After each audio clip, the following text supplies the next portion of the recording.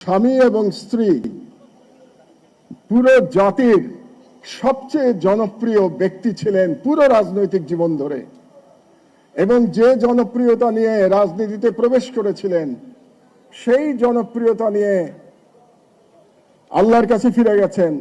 এর কোনো এক্সাম্পল সারা পৃথিবীতে নাই। আমাদের বাংলাদেশের গত 100 বছরে 5 জন এমন নেতা এসেছিলেন যারা জীবনের কোনো না কোনো সময় জনপ্রিয়তার শীর্ষে অবস্থান করেছেন।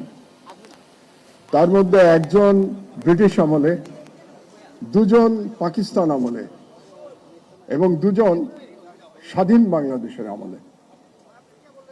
ব্রিটিশ আমলে এসেছিলেন শেরে বাংলা ফজলুল হক, পাকিস্তান আমলে মাওলানা ভাসানী এবং শেখ মুজিবুর রহমান, এবং বাংলাদেশ আমলে শহীদ প্রেসিডেন্ট জিয়াউর রহমান এবং দেশনেত্রী বেগম খালেদা জিয়া। এই 5 জনের মধ্যে মাওলানা ভাসানী কখনো সরকারে যান নাই, কখনো ক্ষমতায় আসীন হন নাই। বাকি 4 জন ক্ষমতায় গেছেন, এবং এই 4 জনের মধ্যে তার জীবনে উত্থান পতন আছে রাজনীতিতে। শেখ মুজিবুর রহমানের জীবনে উত্থান পতন আছে, কিন্তু আশ্চর্যের বিষয় হলো শহীদ প্রেসিডেন্ট জিয়াউর রহমান এবং দেশনেত্রী বেগম খালেদা জিয়া 100 বছরের ইতিহাসে একমাত্র 2 নেতা এবং নেত্রী যারা জনপ্রিয়তার শীর্ষে সারা জীবন অবস্থান করেছেন।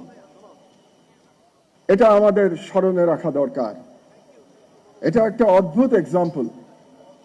আমি সারা পৃথিবীর ইতিহাস পড়ার চেষ্টা করি, রাজনীতির ইতিহাস যতটুকু পড়েছি, একই বাড়ি থেকে, একই সংসার থেকে স্বামী এবং স্ত্রী পুরো জাতির সবচেয়ে জনপ্রিয় ব্যক্তি ছিলেন পুরো রাজনৈতিক জীবন ধরে, এবং যে জনপ্রিয়তা নিয়ে রাজনীতিতে প্রবেশ করেছিলেন সেই জনপ্রিয়তা নিয়ে আল্লাহর কাছে ফিরে গেছেন।